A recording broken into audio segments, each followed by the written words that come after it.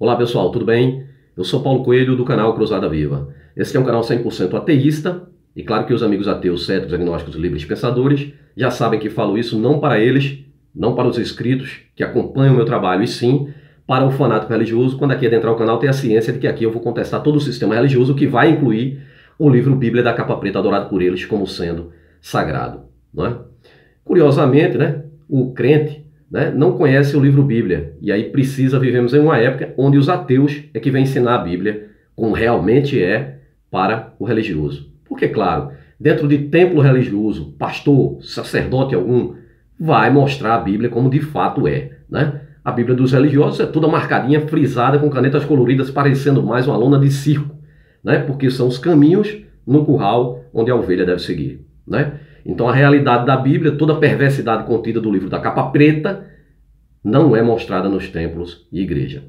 Toda a introdução que dou nas aberturas de meu vídeo, né, é exatamente para mostrar, para alertar o crente, se ele não estiver preparado para ouvir as verdades que aqui são ditas, então pule fora, crente, porque as verdades aqui é desvendando a Bíblia como ela realmente é. Não só a Bíblia, várias outras religiões, são milhões de livros sagrados, milhões de religiões e bilhões de deuses.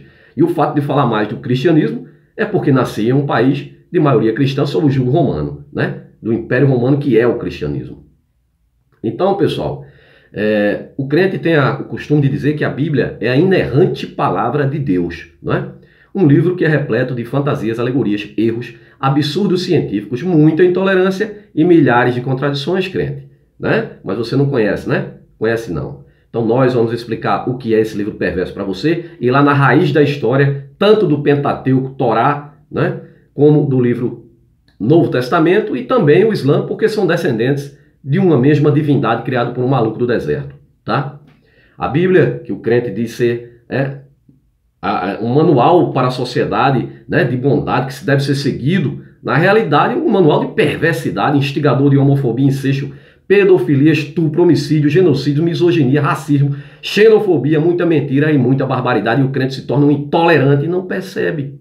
Não percebe, tá? Porque tudo que está contido dentro do livro perverso, ele assina embaixo como sendo de uma divindade, sendo um livro podre, que levou mais de 500 anos o Antigo Testamento para ser feito, né? Foi sendo forjado, montado por um povo perverso do deserto, né? A Bíblia é cheia de fantasias, é o gibi da criança crescida, né? Olha o que esse povo do deserto colocou: cobra que fala, machado que voa, peixe que engole gente, árvore que fala, águia que fala, homem que ressuscita, dragão de 7 cabeças, unicórnios, jumento que fala, né, sereias, zumbis que andam sobre a terra, homem que anda sobre águas, estátua de sal, carruagem de fogo, cavalo que voa, né?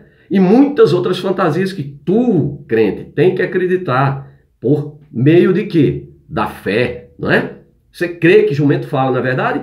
Eu também acredito, sabe? Mas só dentro das igrejas. Então, pessoal, o crente diz ser servo, escravo de um Deus único e verdadeiro. É aí onde está a grande falha, crente. Te puseram isso na cabeça, né? O teu Deus é um dos mais novinhos que tem na humanidade. As civilizações mais antigas já tinham suas próprias divindades. São bilhões de deuses ao redor da terra, milhões de religiões, sabe?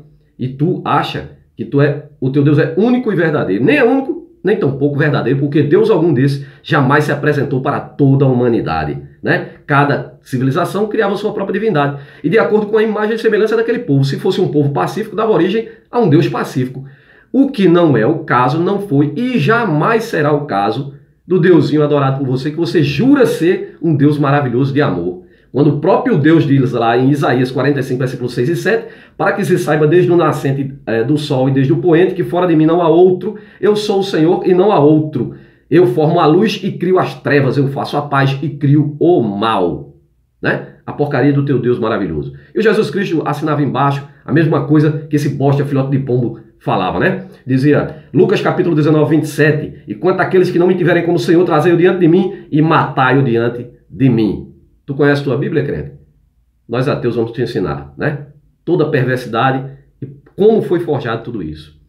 Um povo do deserto, primitivo, os hebreus, paravam de tenda em tenda como nômades, né? Sem terra, ciganos, né? E a única instrução que o Deus bíblico dá é cavar um buraco fora da tenda para fazer suas necessidades, porque jamais deu nenhum tipo de tecnologia, nenhum tipo de remédio para aquele povo que cortava o prepúcio das crianças com uma pedra no meio do deserto. Este era o Deus Todo-Poderoso, que agora escolhe um povo, né? Claro que foi o povo que o criou, né? Imagem e semelhança desse povo brutal, que com inveja dos outros povos que tinham suas próprias divindades, né? A circunvizinhança ali, medos, persas, egípcios, babilônicos, sumérios, né? Assírios, tinham suas divindades e o povo hebreu cria a deles. E, por sinal, é por isso que eu digo que a Bíblia é o livro mais fajuto da face da terra. De todas as outras, pelo menos as outras divindades, tiveram a capacidade de criar a sua própria divindade. O povo hebreu não. Contratou uma série de escribas e copiou histórias de vários povos, formando o livro Antigo Testamento. E a mesma coisa aconteceu com o Novo Testamento. O Jesus Cristo, filhote de pombo, nunca existiu, crente. Ele não consta na história. Ele é plágio de Mitra, Horus, Dionísio, tudo deuses solares, né? E ali se forma pegando a história do Apolônio de Tiana também, que foi um cara que de fato existiu, mas que os milagres atribuídos a ele também é farsa, mentira, né? E aí foi criado o cristianismo apenas para conter a guerra dos judeus, né? Porque os judeus viviam sob o jugo do Império Romano e se revoltaram contra a questão ali dos impostos, né? Por sinal, o judeu está sempre ligado à coisa do dinheiro, né? Os maiores banqueiros do mundo são judeus, né? Quem domina a economia do mundo são os judeus. Mas ali os judeus não aceitaram a farsa Jesus Cristo. E aí o que acontece? Dá-se início ali à criação de um Messias pacificador. Lá nos concílios, porque é muito mais fácil o imperador comandar, no monoteísmo, né? Apenas um sacerdote e todo o povo, né? Seguindo apenas um Deus, que na realidade esse Deus são os próprios seres humanos, os, né? Imperadores, né? Faraós, presidentes, né? Que eram endeusados, né? Porque ao lado dele estava o sacerdote dizendo que estava falando com um ser imaginário, e a gente vive numa porcaria de uma sociedade onde o povo acredita piamente numa porcaria de um ser imaginário que foi colocado dentro de um livro, né? Que esse Deus jamais se apresenta para toda a humanidade, né? E a gente vive numa loucura que é a sociedade. Olha, gente, vamos em frente. Então, pessoal, eles criam esse Deus, o povo do deserto, os hebreus, denominam ele de Senhor dos Exércitos, logo uma conotação de guerra, invasão, morte, sangue derramado.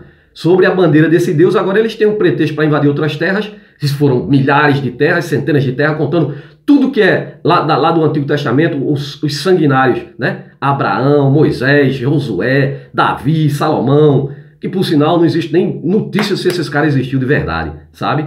O Império Romano existiu, os imperadores existiam porque tem como provar, tem documentos e tem até moeda com a face deles.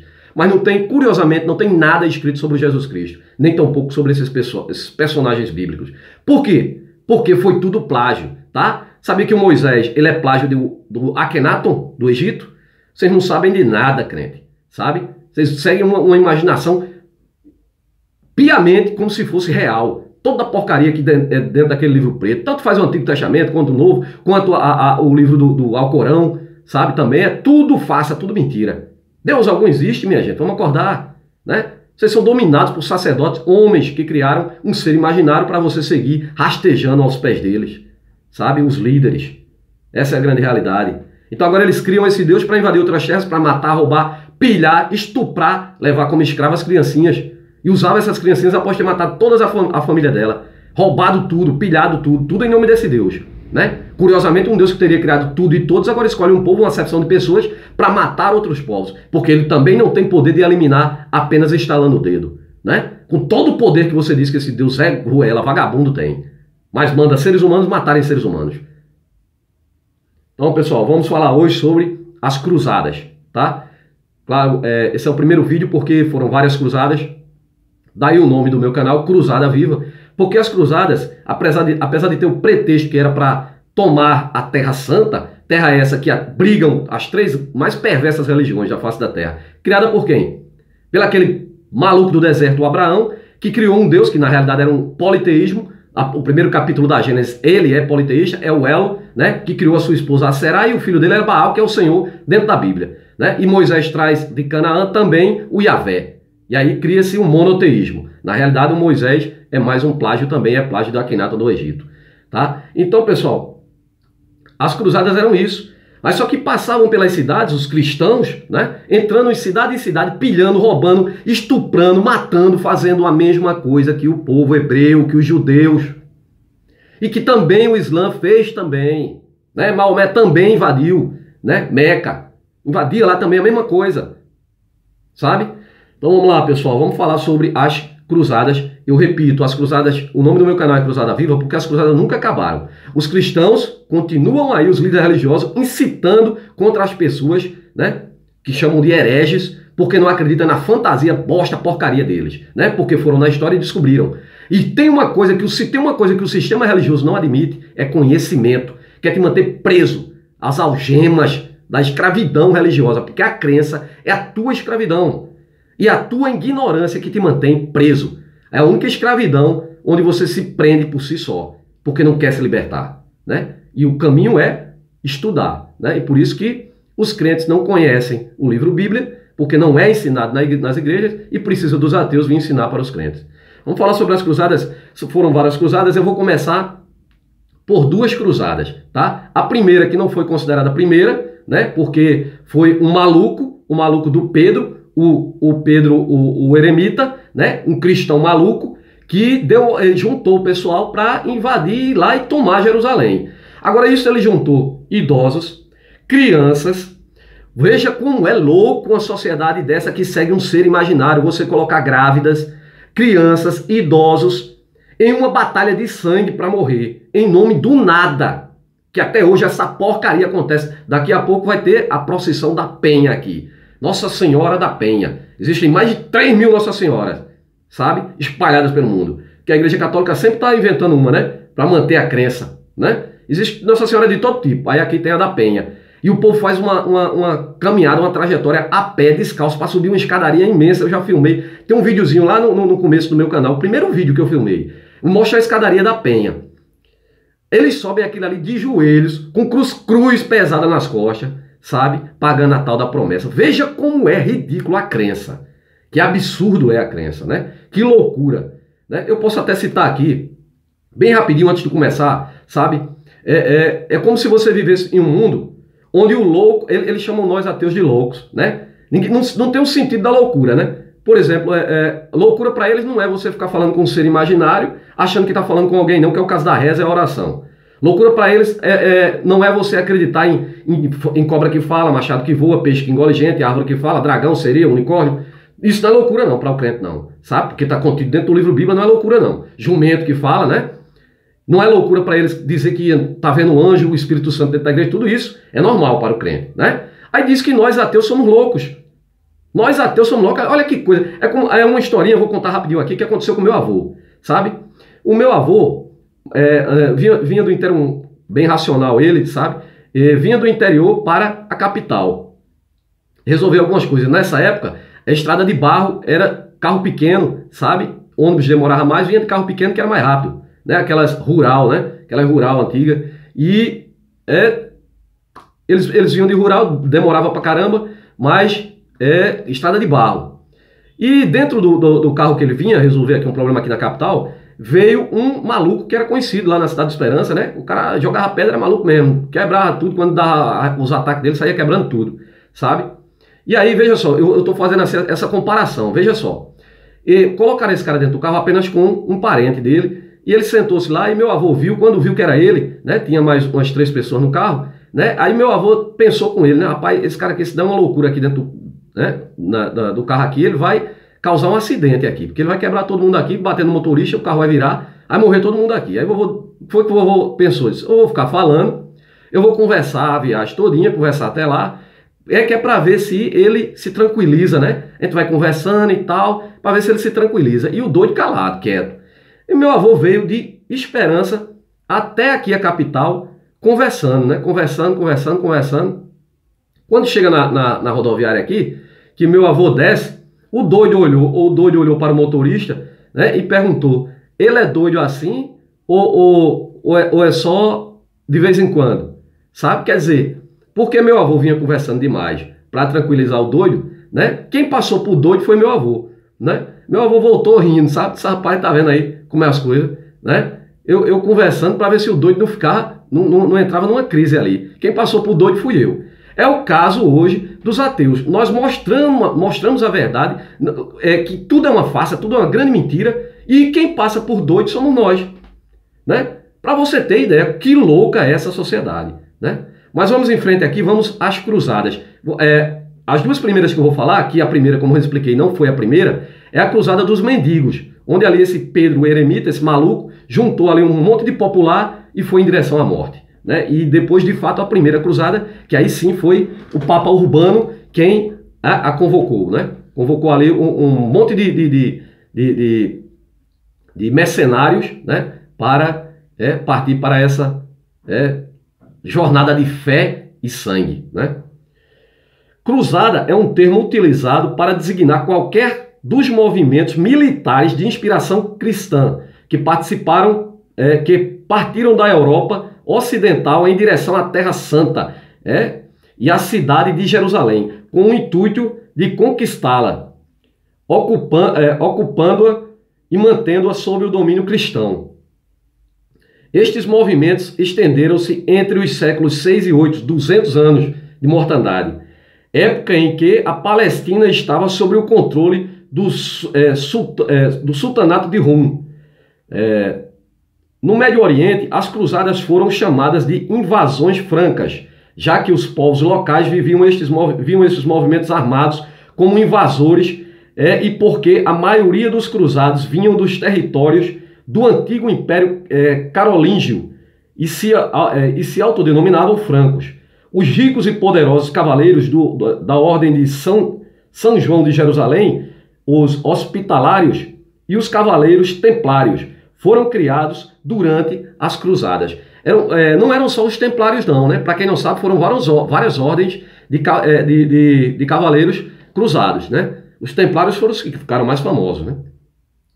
O termo também é usado por extensão para descrever qualquer guerra religiosa ou mesmo um movimento político ou moral, né? Eu já cheguei a receber ameaça de pastores convocando os crentes, a crentalhada toda, que seria uma cruzada contra a minha pessoa, inclusive disse o meu nome, tá? A cruzada contra o Paulo, né? Disse o meu nome, várias vezes ele citou meu nome no templo e eu cheguei a escutar, né? O termo cruzada não era conhecido no tempo histórico em que ocorreu. Não era conhecido como cruzada, né? No tempo em que ocorreu. Na época eram usadas, entre outras expressões, peregrinação e guerra santa. Peregrinação santa ou guerra santa. Era assim que era considerada. A guerra santa, que para os muçulmanos é chamada de jihad. O termo cruzado surgiu por seus participantes que se consideravam soldados de Cristo, distinguidos pela cruz presente em suas roupas. O nome cruzada vem pela cruz presente, que eles botavam a cruz na roupa, no escudo, na capa, né? Então daí vem o nome cruzadas.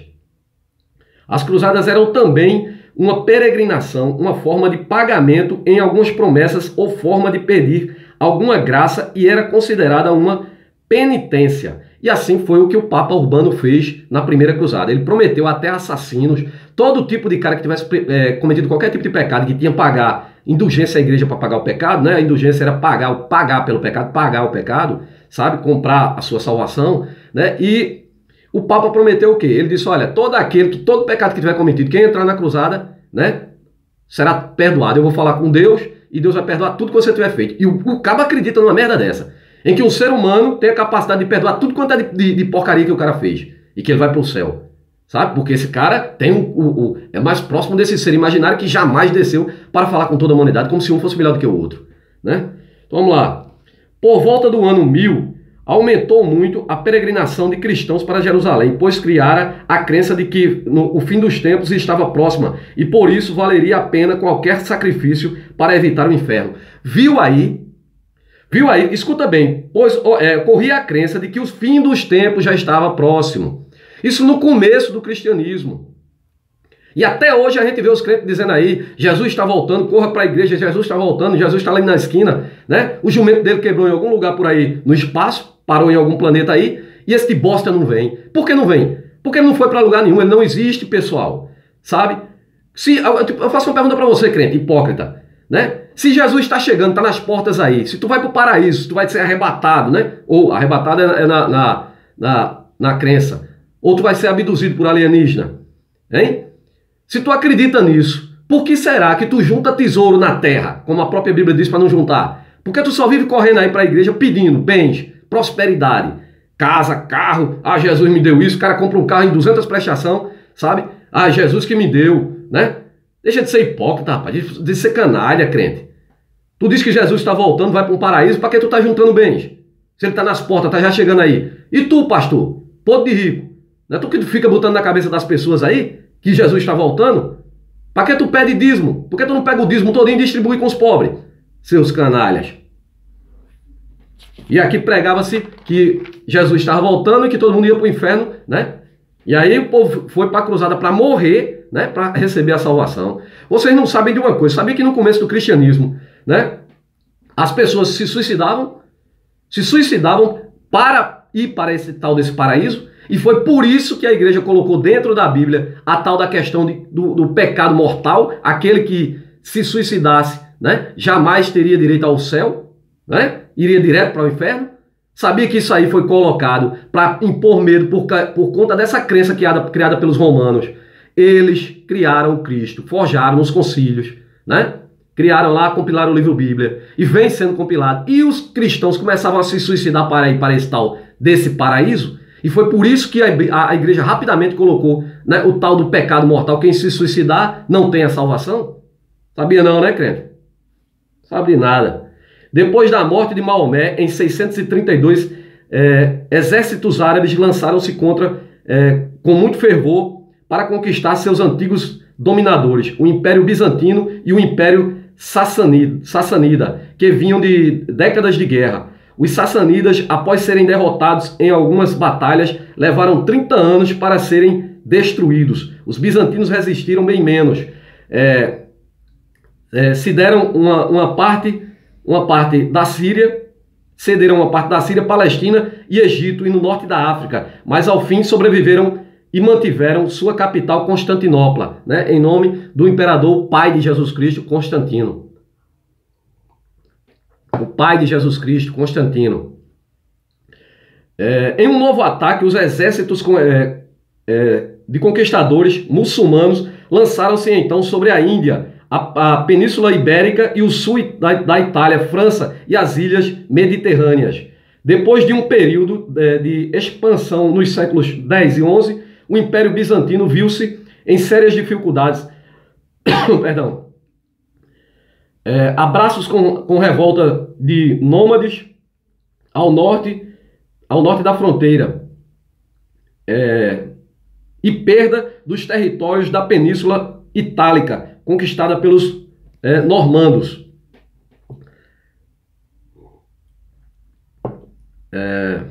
Internamente, a expansão dos grandes domínios em detrimento do pequeno campesinato resultou numa diminuição dos recursos financeiros e humanos disponíveis.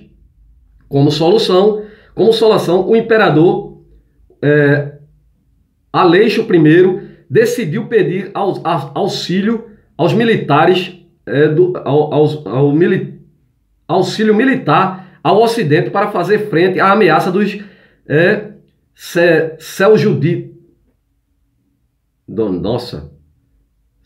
Seljucidas, acho que é isso. O domínio dos turcos seljucidas sobre a Palestina foi percebido pelos cristãos do Ocidente como uma ameaça, foi percebido pelos cristãos do Ocidente como uma ameaça, como uma ameaça a uma forma de repressão, sobre os peregrinos cristãos do Oriente. Em 27 de janeiro do ano de 1075, no concílio de Clermont, o Papa Urbano II exortou os nobres franceses a libertar a Terra Santa e colocar Jerusalém de novo sobre a soberania cristã. Então o Papa Urbano aqui convocou, né, porque os cristãos estavam divididos, né? Os cristãos do Oriente, os bizantinos, e os cristãos do Ocidente. Aí aqui pediu ajuda e o Papa aqui é por isso que existe a igreja ortodoxa e existe a igreja romana, né? É uma divisão no cristianismo, né? Apresentando a expansão. Não, em 27 de janeiro do ano 75, no concílio de Clermont, o Papa Urbano II exortou os nobres franceses a libertar a Terra Santa e colocar Jerusalém de novo sob domínio cristão, apresentando essa expedição militar como uma forma de penitência, né? A multidão presente aceitou o desafio e logo partiu em direção ao Oriente, sobrepondo uma cruz vermelha sobre suas roupas. Esta é a razão de serem chamados cruzados. Assim começavam as cruzadas. Tradicionalmente fala-se em 9 cruzadas, mas na realidade elas continuam um movimento que é quase permanente. Cruzada Popular ou dos Mendigos, no ano de 1096. Então essa aqui não foi a primeira, tá? Entenda, essa aqui foi uma cruzada que foi feita pelo maluco do Pedro Eremita. A Cruzada Popular de 1096 foi um acontecimento extraoficial que consistiu em um movimento popular que bem caracterizado o misticismo da época e começou antes da primeira cruzada oficial. O monge Pedro, o Eremita, graças às suas pregações comoventes, conseguiu reunir uma multidão. Entre os guerreiros havia uma multidão de mulheres, velhos e crianças, né? Olha só que loucura. Na busca de recursos financeiros para a longa viagem até a Palestina, estes cruzados buscavam infiéis ricos mais próximos às suas casas. Assim começaram a atacar judeus europeus. Atacavam os judeus europeus para roubar os bens, para ter dinheiro para ir lá em Jerusalém, né, tomar a terra. Esse Pedro maluco aqui. As primeiras vítimas foram os judeus da Romênia. Inspirado por Pedro, o Eremita, o conde Emmet marcou a própria testa com uma queimadura em forma de cruz e liderou um grupo de peregrinos para atacar os judeus da cidade de Speyer. Veja só, eles saíam atacando, invadindo as cidades e matando o pessoal, tomando os bens, roubando, que era para ter condições para chegar em Jerusalém e tomá-la, né? Apesar da oposição do bispo católico da cidade, os peregrinos mataram muitos judeus, muitos judeus que se recusaram a abraçar a fé cristã. Ou o judeu se convertia ao cristianismo ou morria ao fio da espada, né? O mesmo bando seguiu desde até Worms, atacou a Jundagazi e matou mais de 1000 judeus. O grupo prosseguiu até Mogúncia, onde mais de 990 judeus foram mortos, né? Ataques a judeus ocorreram também na cidade de Colônia, Treveris, Metz, Praga e Ratisbona. E o sentimento anti-judeu espalhou-se pela França e Inglaterra.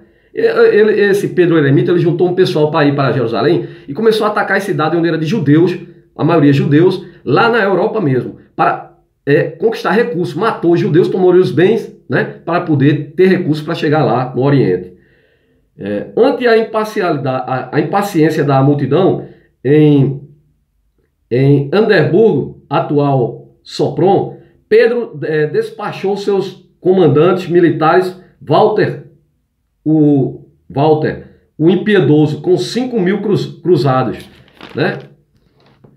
Ao chegar à cidade bizantina de Belgrado, os cruzados começaram a pilhar, roubar a área rural e 150 deles morreram em confronto com a população local. 150 cruzados morreram em confronto com a população local, aqui onde eles estavam roubando.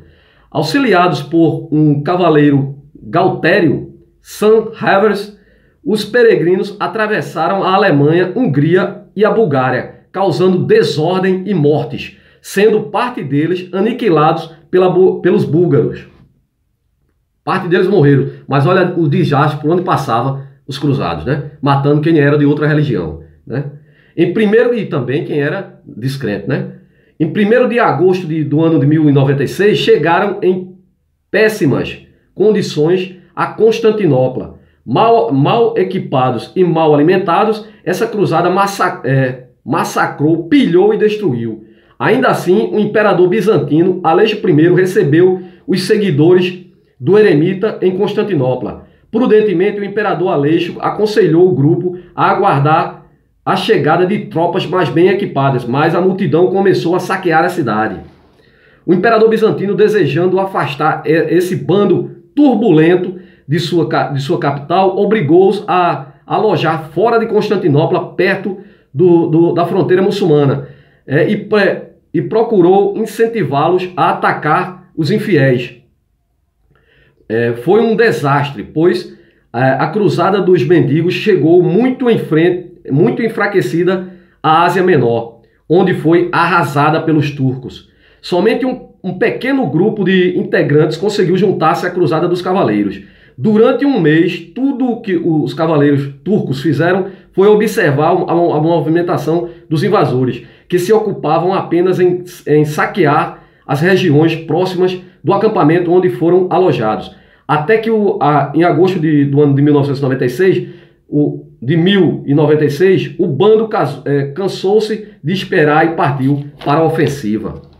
Quando parte dos europeus resolveram partir em direção às muralhas de Niceia, atual Iznik, né, onde aconteceu o concílio de Niceia, cidade dominada pelos muçulmanos, uma primeira patrulha de soldados do sultão turco Kilij Arslan foi enviada sem sucesso.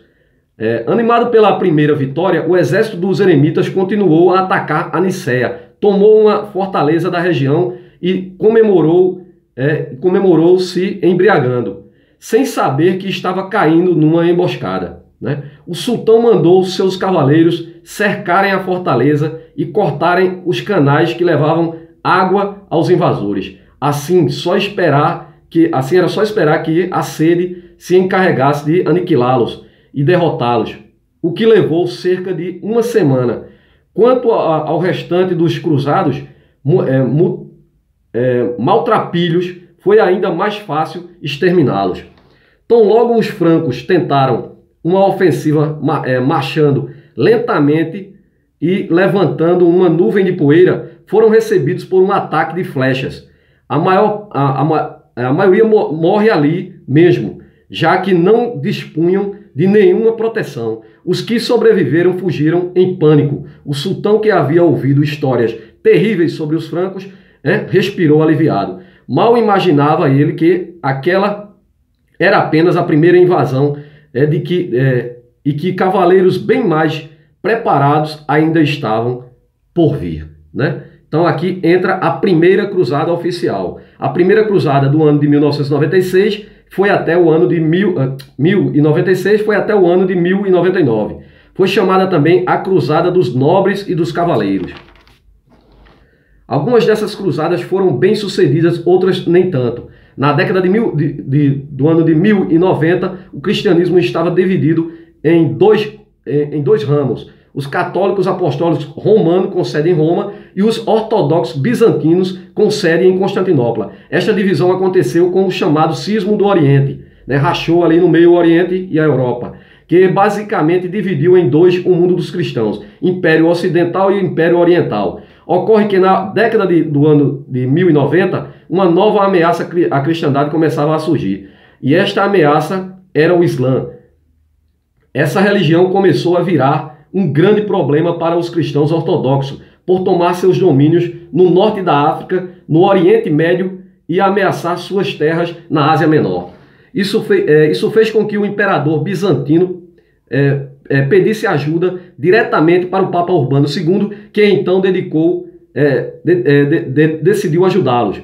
Os motivos pelos quais o Papa decidiu ajudar era assegurar os locais sagrados na Terra Santa, garantindo assim a peregrinação dos católicos latinos a locais como o Santo Sepulcro, o Calvário, o local do nascimento de Jesus Cristo e tudo mais. Assim, o Papa Urbano convocou em 1095 o chamado Concílio de Clermont. Ali ele convocou a nobreza para participar da empreitada de conquistar a Terra Santa. O pretexto era de que os islâmicos estariam vilipendiando os locais sagrados, e o cristianismo faria qualquer coisa para evitar isso. A primeira cruzada a acontecer foi a chamada popular convocada em 1096 por Pedro Eremita, como já falei. Esta cruzada, na verdade, não é considerada a primeira cruzada, isso porque o Papa Urbano, ao convocar o concílio de Clermont, esperava que a nobreza aderisse à ideia de cruzada e não o povo. O motivo pelo que o Papa queria que a nobreza aderisse aderisse à cruzada é pelo fato de que a nobreza estava constantemente envolvida em guerras, né? Logo teria conhecimento, capacidade militar, treinamento, e domínio sobre todas as armas.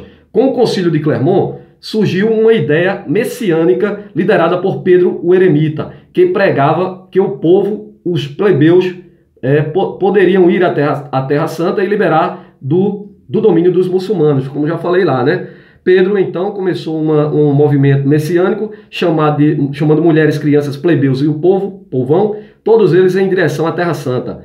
Pedro, após reunir milhões de pessoas, decidiu rumar ao local, partindo dos Balcãs, atravessando a Hungria e indo por terra até Constantinopla. Ao chegar em Constantinopla, Pedro foi advertido pelo imperador bizantino que isso não poderia dar certo, porém Pedro ignorou. O resultado foi que essa cruzada foi facilmente derrotada pelas ordens muçulmanas, que simplesmente trucidaram a todos. A primeira cruzada, de verdade, foi a cruzada dos Lordes. Esta cruzada muito bem organizada e contou com uma estratégia militar, diferente do que fez Pedro o Eremita ao conduzir a cruzada pelos Balcãs. Esta cruzada tomou um caminho muito mais cômodo. Ela simplesmente desceu pela Península Itálica e cruzou o Mar Adriático em direção a Constantinopla. Um percurso muito mais curto e menos desgastante. Esta cruzada foi muito bem sucedida, contando com aproximadamente 30 mil homens que obtiveram grande sucesso na Anatólia com a ajuda dos bizantinos. Nessa cruzada, os cristãos conseguiram cercar a Antioquia, conquistar a Antioquia, cercar Jerusalém e conquistar Jerusalém. Esta cruzada evidenciou um grande racha que havia entre os latinos e os ortodoxos. Este racha levou à perda de importantes territórios que eles haviam conquistado com a cruzada de 1101. A cruzada de 1101 fez com que os islâmicos retomassem muitos territórios que eles haviam perdido durante a primeira grande cruzada. Nicomeia, Niceia, Âncara, Icônio, Tarso, Heracleia, Mesifão, Asmeia, Angra e etc. foram os territórios que o Islã retomou no ano de 1101. Por conta de quê? Por conta do racha entre a igreja do Oriente, bizantina, e a igreja do Ocidente, a igreja romana, católica, né? Isso aqui foram um resumo aqui, pessoal, das duas primeiras, que na realidade, né, a primeira nem é considerada a primeira, mas foi as duas cruzadas, e depois eu vou fazer outros vídeos mostrando a segunda cruzada, a terceira cruzada, e por aí vai. Só para título de conhecimento, para você ver como toda essa perversidade, quando o crente bate no peito e diz que é cristão, diz que é servo de um Deus maravilhoso, de amor, quando na realidade esse Deus nunca se apresenta, e o que o ser humano e a religião traz é apenas sangue, dor, né, para a humanidade. Forte abraço a todos e até o próximo vídeo.